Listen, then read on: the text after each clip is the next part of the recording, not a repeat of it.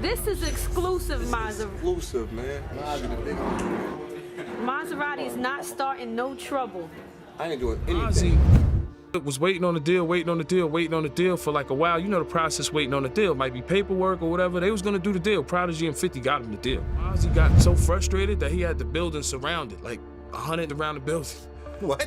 Yo, to pay me? Yo, I got the buildings around it. I done hang with Maserati Fox, pulled out to him in Apollo. Rest in peace, all Henchman in them. When you hear the name Maserati Fox, you're not just talking about some random rapper that ran with 50 Cent. We're talking about one of the most dangerous to ever move around hip-hop. His name already held weight in Queens way before people saw him next to G-Unit. Because Mozzie he's a king manipulator. So he'll take a nigga just got beat up, probably not like that. He'll take that for 2 weeks. Now this got an AK.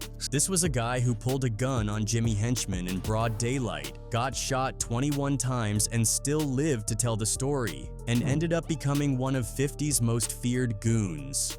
Fox was the real deal. Let's get into it. Jamal Green, better known as Maserati Fox, was born and raised in Queens. A real South Jamaica native, coming straight out of the West Side Merrick section, the same rough blocks that shaped 50 Cent.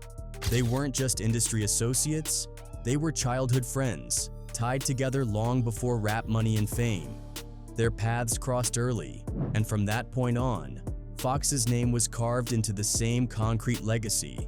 Now, the name Fox wasn't some flashy stage alias he picked out in the booth. It was earned. Story goes, 2 guys tried to rob him for his chain one day, but only one of them made it out, and he left with what's called a $150. For anyone who doesn't know, that's a vicious slice across the face, running from the ear down to the jawline, deep enough to need 150 stitches. That's the type of thing that leaves a mark forever, both physically and on your reputation. That's how Fox earned his name, and from that point, it stuck. Then the Maserati part came later. 50 Cent actually gave him that nickname during a studio session with Stack Bundles. The way it's told, 50 cracked a line like, "Maserati Fox, fresh out the body shop." And just like that, it clicked. Fox ran with it, and the name became official. I know what you're saying. 50 think he's good. 50 don't want Fox to rap. 50 want Fox to kill somebody. You know you're dumb out. Where get the money? That start stamping. You start stamping. But Fox wasn't just about names. He lived the lifestyle a lot of rappers only talked about. There was something about him that made people uneasy because he never shied away from what he'd been through. In one interview, when someone asked if he thought being locked up was something to glorify, Fox fired back with, "Who wouldn't?" So why would say that you trying to glorify that, though? Glorify what? Kill him? Being locked up. I wouldn't. People around him knew he wasn't just muscle either. He was sharp. Tony Yayo once called him a strategist, even a king manipulator. He had a way of taking regular people and building them up into something more, into soldiers. He saw angles others didn't, and he knew how to move pieces on the board. Because Mozzie he's a king manipulator. So the he'll take a just got beat up, probably not like that. He'll take that for 2 weeks. Now this got an AK. When it came to G-Unit, Fox's role was different. He wasn't just another affiliate hanging around. He was the living, breathing reminder of where G-Unit came from. He officially signed with 50 in 2007, but he was gone a year later without dropping a full album on the label. Still, his presence was felt heavy. Around 2005, before that deal, he had already launched his own thing, G-Unit Dumb Out. He pushed it as both a crew and a label, dropping mixtapes, branding the movement, even taking it down south when most New York artists were still hesitant to branch out like that. That's the Queens thing. When I say that, it's like, that's a dumb out thing. Oh, dumb out, okay. You hear like Yo G's, all that stuff in Queens, that's from Mozzie. I get that swag. Fox explained it as pretty thug style, but blow you out slug style. Basically, it meant he had charisma, but if it came down to it, he wasn't scared to get violent. People even considered him one of the most genuinely dangerous members tied to G-Unit. For instance, when you talk about the infamous G-Unit versus Jimmy Henchman feud, the one that spiraled into one of the deadliest street wars hip-hop has ever seen, Maserati Fox wasn't on the sidelines. He was in it, right there in the thick of things, riding as a frontline soldier for 50. And one of the wildest, most legendary moments from that beef happened at the Apollo Theater in Harlem. During the height of that war, Maserati Fox actually pulled a gun on Jimmy Henchman inside the venue. Tony Yayo, who was there to witness it, told the story himself. Henchman and his crew had just come through the metal detectors and were headed toward the bar. Yayo's side followed close behind. That's when Fox made his move. He pulled out the strap, turned to Yayo, and said he was ready. All he needed was the word, and he was about to light up Jimmy Henchman and his crew right there in the Apollo. I told you pull the strap out in the Apollo, like with Jimmy Henchman, pull the strap out.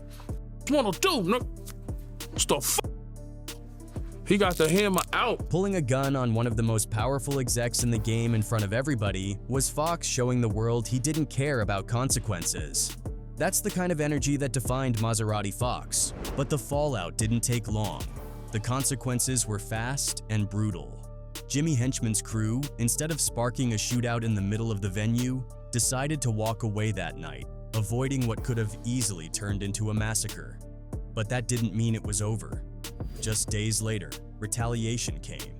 Tony Yayo's Bentley got lit up with bullets, a clear message from Henchman's camp that Fox's actions weren't going to slide without a response. And that wasn't the only time Fox's presence kept G-Unit from catching a major loss. There's a story involving Hot Rod, one of the rappers signed to G-Unit back then. Hot Rod was shooting a music video in Brooklyn, totally unaware that he had stepped right into dangerous territory at the peak of the G-Unit versus Henchman War. While filming, he got a call from Fox. Fox told him flat out he wasn't safe out there. It's Fox, right? I'm like, what's up? He was like, you at? What you doing? You know, he always on 100, right? I'm like, nah. I'm like, yo, I'm shooting this video. Nah, I'm tripping. You tripping. Hey, you in Jimmy Henchman's hood. Next thing you know, Fox pulled up deep, convoy after convoy of cars rolling in like a scene out of a movie. They shut the whole block down, scooped Hot Rod out, and made sure nothing happened to him. And I remember this pulled up like as it was a caravan. I forget how many cars it was. In my mind, there was 1,000 cars. But, you know, how many ever cars it was. I remember he pulled up and was like, so I get in the car. He wasn't shy about confrontation either. Fox was outspoken. If he had a problem with you, you were gonna hear it, whether in interviews, on records, or straight in the streets. During 50 Cent's beef with Rick Ross, Fox jumped right into the fire, dissing Ross and even Queens rapper Young Dies. He didn't hesitate to throw shots. Rick Ross is still in my life. He's a cop. You love a cop, he's a fool. Only thing Rick Ross right now is supposed to have is cops, man. Then there was Domination, another Queens figure. Their tension got serious enough that when they finally sat down to squash it, both sides were strapped with guns, just in case it went left. And then you had Lord Tariq. That back and forth turned into a full-on exchange of diss tracks. Fox wasn't ducking smoke from anybody. If something needed to be said, he said it, and he didn't care who took offense. Another sample of that was this wild story about a potential $1 million deal, brokered by 50 Cent and Prodigy from Mobb Deep. The opportunity came through a company that specialized in distributing music in different languages worldwide. On paper, it was a huge move. Mozzie, the was waiting on the deal for like a while. You know the process waiting on the deal. Might be paperwork or whatever. They was gonna do the deal. Prodigy and 50 got him the deal. But Fox, frustrated with delays and feeling like he wasn't being taken seriously, decided to handle it the only way he knew how, through intimidation.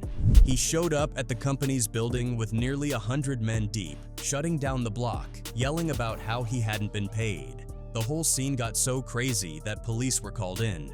Charges ended up getting pressed, and just like that, the deal evaporated. That $1 million opportunity was gone. Mozzie got so frustrated that he had the building surrounded, like 100 in the building. What? Yo, pay me. Yo, I got the building surrounded. And the owners of the Volsonic, they was like, yo, Mozzie got the building surrounded. They call him 50 like, yo, I don't know what's going on. Whatever, I don't know what 50 said. And Mozzie up the deal. They called the police. press charges. And not all his wild stories were about beef and business. Life around 50 Cent's mansion was another adventure. 50 was known for his big toys, cars, bikes, you name it. Motorbikes were always buzzing through the property. Fox loved it as much as anybody, but his run on two wheels didn't always end smoothly. There was one crash that left him with a serious foot injury. 100 motorbikes did. And it was the push start 300 cc's and broke ribs. I remember Mozzie foot came off. That was crazy. Wait, his foot came off? The bottom of his whole foot was off. And then, you know, everybody's tough until they hurt, till bones is broke. So it was just funny because Mozzie's whole foot came off and, you know, ambulance came and they was like, we're about to put alcohol in. And Mozzie was like, gee, you that? And we can't really tell the story of Maserati Fox without digging into the part that most rappers only pretend to have, his criminal history. For Fox, it wasn't just a list of charges on a dusty rap sheet. It was a real-life record of violence, leadership in prison, and confrontations that turned into street legends. That story goes way back, long before the G-Unit chain ever hung around his neck. We've got to rewind to July 7th, 1998. Right in the heart of Jamaica, Queens, outside the Baisley Park houses. On that night, Fox got into an argument that escalated quickly and violently, setting off one of the darkest chapters in his life. The situation unfolded in a cab. Lloyd, a local taxi driver who had given Fox rides before, picked him up along with 3 other men. Fox slid into the front seat, his crew packed into the back. The ride seemed ordinary at first, but then Fox started directing Lloyd to pull over at certain spots. First at 169 Foch Boulevard, then again at Guy Brewer and Foch. It wasn't random. Fox had a purpose. At one of those stops, he hopped out of the car and walked over to confront a group of guys. Witnesses later described him gesturing aggressively, locked in a heated argument with one man in particular. When he climbed back into the taxi, his demeanor had shifted. He was enraged. He told his crew, "They violated me. That guy dissed me. Pop that dude. Kill everybody." 2 of his associates, Leon and Andy, jumped out of the cab with guns in hand. What happened next was chaos. Gunshots ripped through the night. Lloyd, the taxi driver, ducked for cover inside his cab, too scared to even look at who was pulling the triggers. Moments later, Leon and Andy came sprinting back, guns still out, adrenaline high, and shoved themselves back into the car. With a pistol pressed to his head, Lloyd had no choice but to hit the gas, even blowing through a red light to get them away from the scene. The consequences were devastating. Curtis Scott, just 21 years old, was walking down a hill when a bullet struck him in the head. He collapsed right there and died on the spot. Another man, Jamal Etheridge, 23, caught a bullet in the chest, and Curtis Scott's brother, Jamal Scott, who had been inside a nearby building, came running out after hearing the gunfire. What he saw would haunt him forever, his brother's lifeless body on the ground. He later testified that he also saw Fox give an order to one of his associates, telling them to get Mel, referring to him. The tragedy left families destroyed, but legally, it played out differently. Fox was never convicted of murder for that night, even though his name was right there in the testimonies. Instead, in 2001, years later, he was convicted of criminal possession of a weapon tied to the case and ended up serving 4 years in prison. For some, it looked like he'd slipped through the cracks of justice. Still, the stain of that night never washed off. That 1998 incident followed Fox like a dark shadow. But here's the thing about Maserati Fox. His time in prison wasn't a break from the streets. It was an evolution. Every stint behind bars seemed to sharpen him, connect him, and deepen his ties to the underworld. During his federal stretch from 2003 to 2004, Fox ended up in a cell with none other than Peter "Pistol Pete" Rawlik, the feared leader of the S-Money murder set, one of the most violent and organized factions of the Bloods. Inside those walls, Pete opened up to Fox about the turmoil in his organization, about betrayal and cracks forming in the structure. Fox, always one to listen, always one to adapt, took it in. By the time he hit the streets again, he wasn't just rolling with his old crew. He had officially pledged allegiance to S-Money murder, repping the set inside the Metropolitan Detention Center in Brooklyn. That move tied him directly to an enterprise that dealt in murder, drugs, and control. Fox wasn't just another rapper with street ties, he was living inside one of the heaviest circles in New York crime. And still, through all that, Fox had a knack for doing what many others couldn't: surviving. The streets called him a fox for a reason. According to Tony Yayo, it wasn't just about being slick or cunning. It was because people tried to kill him so many times, and yet he kept slipping away, almost like he was untouchable, the guy who never dies. The legend of Fox surviving 21 bullets wasn't just rap folklore. There are real stories behind it. One time, someone owed him $10,000. They linked up, got into a car together, and instead of paying the debt, the guy tried to end Fox's life, unloading shots into him. Fox took multiple bullets, but even bleeding out, he fought back. He managed to wrestle the gun away while the shooter was still firing, a scene straight out of a movie. And that wasn't the only time. Fox himself claimed he'd been shot 12 times in one instance and survived another ambush around 2005, fresh out of prison, when two known figures opened fire on him during a dice game gone bad. He walked away again, scarred but breathing. His survival stories only added to the aura. But the violent lifestyle Fox embodied had a cost. It didn't just follow him, it bled into the lives of the people around him. In 2010, tragedy hit close. His friend and affiliate Gregory G. Baby Brown was shot and killed in Queens. G. Baby had been headlining a fabulous concert when shots rang out. He was found with 3 bullets in his back, and to make it worse, reports claimed his body was moved by club bouncers, just so Fabulous and his entourage could leave without being caught up in the chaos. The murder was never solved. Then, in May 2013, while Fox himself was still locked up for an assault conviction, tragedy struck even closer to home. His 14-year-old stepdaughter, Daja Robinson, was riding home from a Sweet 16 party, sitting on a city bus like any normal kid. A stray bullet ripped through the window, striking her and taking her life. She was innocent, caught in the crossfire of a gang feud she had nothing to do with. The streets once again showed no mercy. The loss rocked Fox to his core, even behind bars. His longtime friend, 50 Cent, stepped up to make sure her funeral honored her properly, paying for the horse and carriage that carried her casket. "I didn't forget where I came from," 50 said. "I came through for baby girl. She was innocent and didn't deserve to die like that." While Fox was serving that last prison sentence in 2013, he even tried to channel his life into something more reflective. He wrote a novel called The Game Don't Change, a gritty piece of street lit based on Queens hustling and drug dealing. It was one of the few times the world saw Fox outside of his reputation for violence, an attempt to turn his scars and survival into art. Then on December 20th, 2013, Fox walked out of prison after serving 2 years for attempted assault. He was back in Queens, staying with his girlfriend, just a short walk from the very block where his story would tragically end. In a jailhouse interview before his release, he sounded optimistic, even hungry for a fresh start. "I'm ready to get the money and get the business," he said. "Now I'm ready." For once, it seemed like maybe Fox was looking to turn the corner, but the streets had other plans.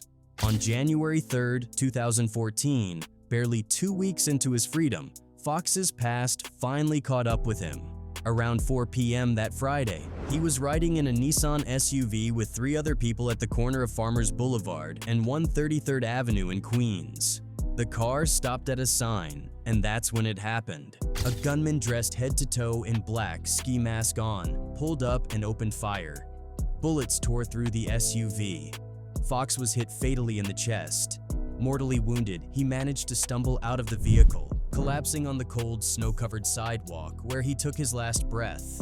An armed assassin wearing a black ski mask suddenly pulled up and then riddled a white SUV with numerous bullets as it waited at a stop sign. Detectives say the intended target, Jamal Green, a.k.a. Maserati, once part of the Group G unit, was fatally shot once in the torso. He staggered out of the car and then fell dead in a nearby driveway. The 3 others in the car were hit too. A 22-year-old man took bullets to his neck and shoulder, left in critical condition. Another young man was shot in the arm. A woman in her 20s, identified as Raisha Brockington, believed to be Fox's daughter, was grazed by a bullet.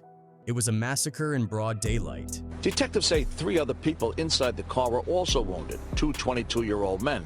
One shot in the neck, he's... Investigators wasted no time piecing things together. To them, the motive was clear.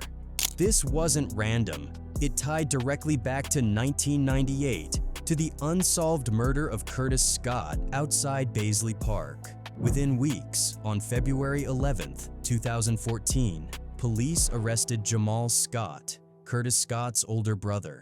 He was charged with second-degree murder, multiple counts of attempted murder, felony assault, and weapons possession. He was facing 25 years to life. On paper, it looked like long-delayed justice had finally been served. But Fox's story wouldn't end clean. In April 2016, the case against Jamal Scott collapsed. The key witness, Raisha Brockington, who had been grazed during the shooting, recanted her testimony. She had originally told police she recognized Scott as the shooter, even though he wore a mask. Later, she claimed detectives coerced her, threatening to call child services and take away her kids if she didn't go along. She eventually admitted she had lied under pressure. Because of that, the entire case fell apart. Brockington was indicted for perjury, and Jamal Scott walked free after 2 years in prison. That left Maserati Fox's murder officially unsolved. No conviction, no closure. Just another Queens tragedy where everyone knows the streets did it, but the law couldn't seal it. Maserati Fox's life was cut short at 42 years old, but his presence never left. He was G-Unit's most feared street soldier, a man who lived like a character out of a crime novel, except it was all real. To this day, his story is still being told, passed around in whispers, retold in interviews, and etched in the history of Queens.